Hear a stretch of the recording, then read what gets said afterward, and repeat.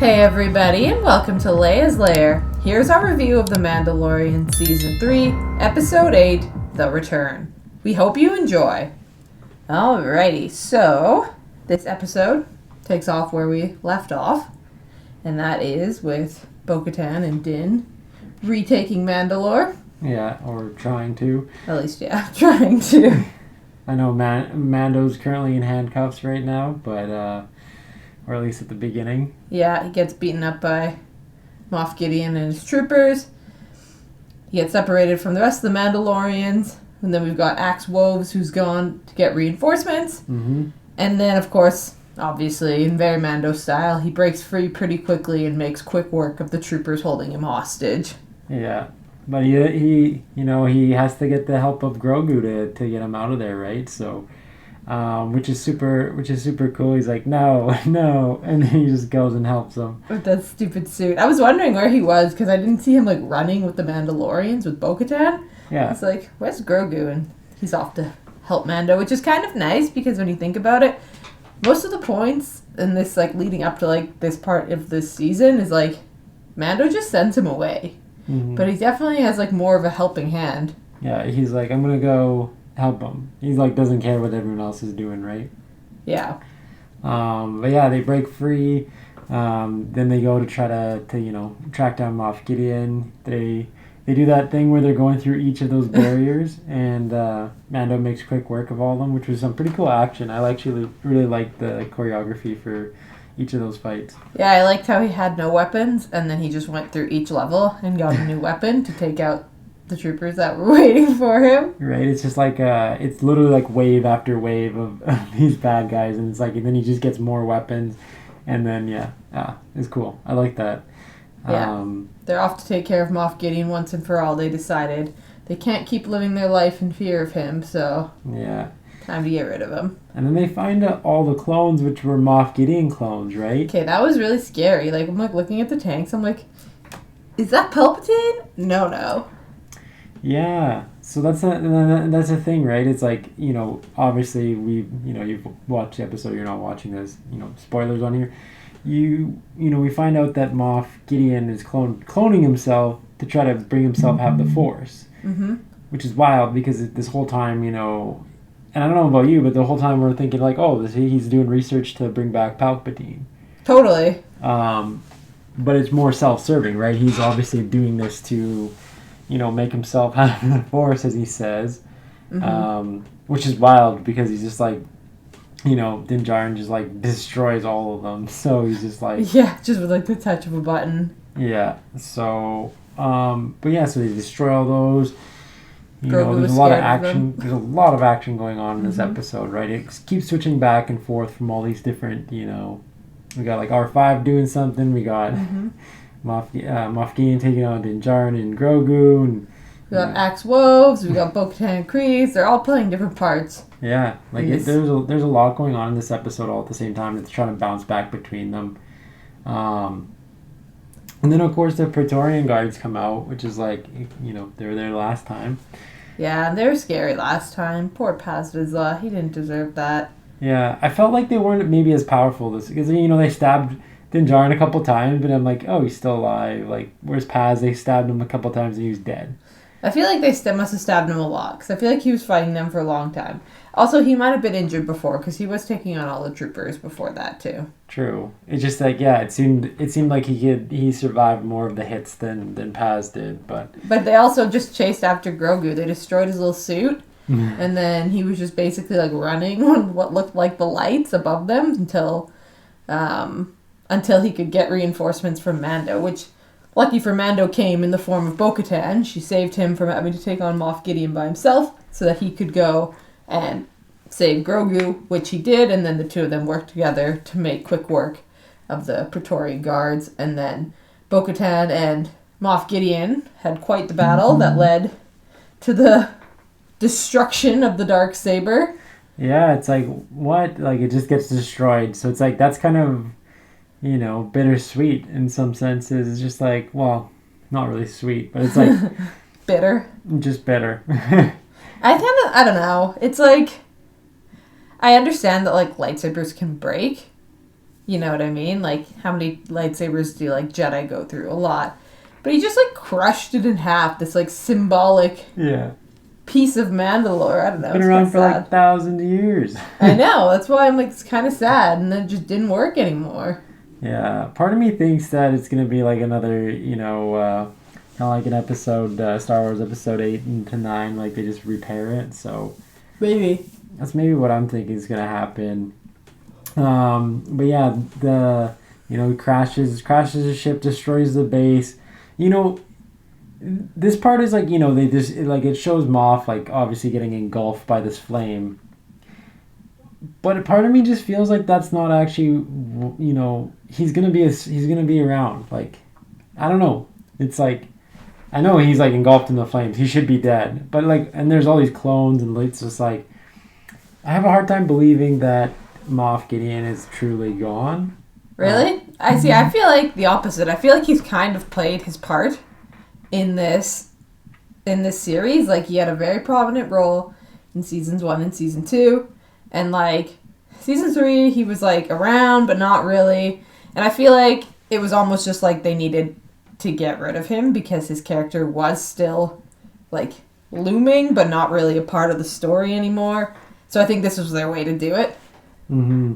Yeah, and I guess that's the thing, right? Is like, you know, this whole season, and this is why I kind of feel like it doesn't make a whole lot of sense, because this whole season he's like nowhere to be seen, right? Yeah. Like he has nothing to do with this season until like a couple episodes ago. They're like, oh, like he got broken out of jail, and it's like, okay, you know, there's remnants of the Empire and stuff, and it's like they mention him, but it's not really like apparent, right? Like, yeah. It felt like the story went off on its own adventures. And then all of a sudden he pops up in the last bit of last episode, and then he's here, and they take him out. It I don't know, just didn't feel like that was his end, or like, you know, like, I don't know. It's just like I don't feel it. That's fair. But I don't know. We'll see. You know, he had all those clones. It's he could come back, right? Just one still poking around somewhere. Yeah, who uses the Force? I don't know. I don't know. I just thought that, you know, if there's going to be season 4, he would have more of a prominent role of, you know, linking, you know, the cloning to Palpatine coming back or something like that. So maybe that's more going to be Brundle Hux or something. Maybe. Yeah, it's hard to say. So, I mean, and that's the thing. I mean, we always speculate. We always have these, you know, imaginations of what, you know, how these things are going to unfold. And so sometimes when they don't happen, and I mean, this is what happens with, you know, getting your hopes up in a sense, or creating something in your head, is that, you know, you might feel a little bit let down when those things don't come through. But that doesn't mean that it's not good. But, you know, I think that's something to just be cognizant here, right? Because it's like, in my mind, I'm like, it doesn't feel like he's gone. If he is gone, maybe I'll feel let down, but so that's why I'm like thinking, it's not his end. But guess we'll find out. Mm-hmm. So, of course, Grogu uses the Force, saves Bo and Mando. Mandalorians retake Mandalore. Yeah. Very kind of happy ending-ish. Yeah, it's like, it felt like one of the Star Wars movies. Like, you know how they jump around to like different things going on in different battles, and then at the very end, you know, all's good again. You know, putting the medals on them after the Death Star blows up. That's what it felt like to me. And I feel a bit robbed about the Mythosaur. I can't hold it in anymore. Yeah. It's like they really, really hyped it up, and then it showed its face for like 5 seconds again. Yeah. And then nothing. It's just like, you know, yeah. It's like they showed him, like they go into the water, they show that he's still there, and you're like, okay, but like, you know, I thought that it was going to have some sort of thing, you know. Yeah. Something to do with this episode. Some sort of, I don't know, part of the symbolism plot. Or something. Yeah, like it was going to do something. And someone was going to ride it and save Mandalore. Just like a Book of Boba Fett? Yeah.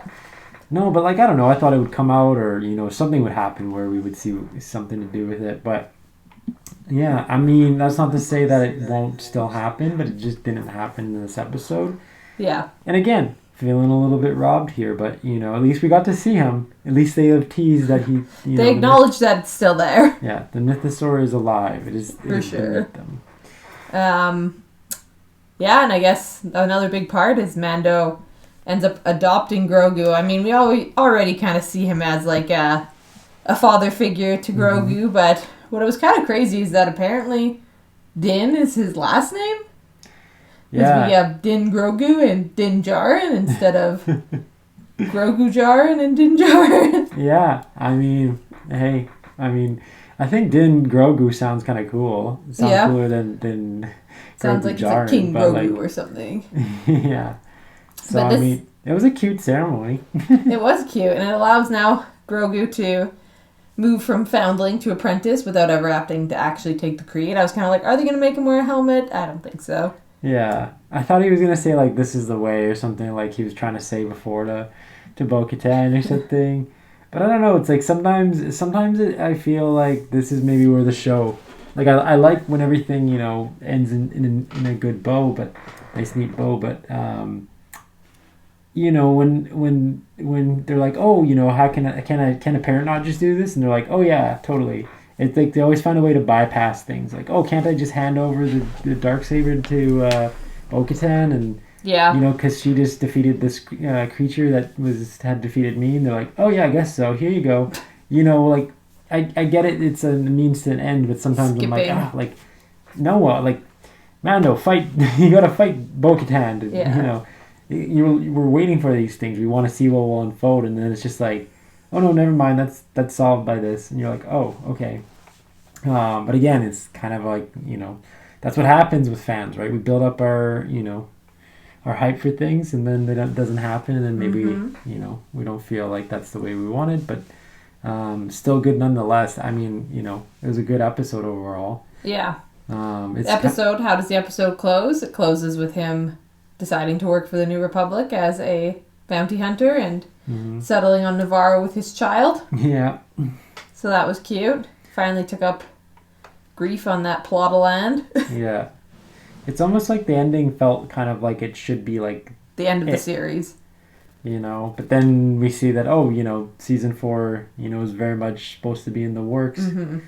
As Jon Favreau has said. So, you know... I mean, it sounds like, and he came to, you know, be like, hey, New Republic, I'm going to be doing some bounty work, but for you guys, type thing. So, yeah, I mean, I think it's trying to set up a plot, but I think it need, you know, and then I hope it has a good direction or, you know, stuff comes out of that, because it's, you know, I felt like the season did have a different feel than the first two. I agree. It was less about, like, the journey of Grogu and Mando. And I felt like they were more like side characters in an overarching journey. Yeah, and I think that's the thing, right? It has a different feel. It's always jumping around with these different characters, and that can happen. But you know, the first two seasons definitely were more centered on those two characters. And I mean, we saw what happened with Book of Boba Fett, right? You know, Book of Boba Fett. You know, in my opinion, the best episodes were when they went and did the Mando episodes. But Agreed. that wasn't a place for it, right? Like, no. I felt like that maybe deserved to be part of this season. So if anyone didn't watch Book of Boba Fett, I feel like they were robbed of, you know, that kind of what happened in between season 2 and season 3 of Mando. That being said, is definitely with if we're talking about this season as a whole, I mean, there was things that you know, it felt like some of these episodes sidetracked a little, and then it crammed like this, you know, crammed everything in, and near the end, and you know, maybe it could have been drawn out a bit more and had like one plot line linking everything. But for sure. But you know, I still enjoyed this season. I still had fun watching. Still Star Wars content. Still Mando and Grogu. Yeah, I mean, I'll take what I can get, right? Totally. I am looking forward to season 4 and hoping it goes back to maybe more of its original roots, though. Yeah, just chilling with Mando and Grogu. I feel like they maybe needed to tell this little arc with Bo-Katan and the Mandalorians, which was sweet to see that, right? Seeing all the culture and planet and all that stuff. But maybe, it just gives more depth to the character of Mando and like where he came from. But yeah, I definitely felt like I needed more Grogu in this season. At least my Grogu fix wasn't there as much as was the first two seasons. But yeah, let's get into the review of this episode. Okay, so in terms of a rating, I'm gonna give this episode a 7 out of 10. It was action-packed, solved a lot of our questions, a lot happened. I did find it kind of predictable, though. Like, it just wasn't that exciting. Like, everything kind of just happened as it should. There was no, like, crazy cameo at the end or any sort of shock factor, like no mythosaur. So I don't know, I enjoyed the episode, but I also found it kind of not boring, but just like predictable. So 7 out of 10. Nice, yeah. I'm going to give this one a 7.5 out of 10. A lot of the same reasons too. I mean, there's a lot of action, which I enjoyed, some cool battles. The episode did feel a bit crammed. And yet some parts felt drawn out, if that makes sense. Did definitely feel like a Star Wars movie, if, maybe more like episode 9, very like, oh, let's cram everything in. Everything that happened, it ended with a nice, neat bow, which wasn't how I imagined, but it was decent enough. I did like what I saw at the end, and yeah, I'm looking forward to seeing what unfolds in season 4. So yeah, 7 out of 5 or 7.5 out of 10. Nice. And there you have it. Thanks for watching, everyone. What did you think of this episode of The Mandalorian? Let us know down below in the comment section. And remember to like, share, and subscribe to the channel for more great videos to come. We hope to see you all again in Leia's Lair. You are not a Jedi yet.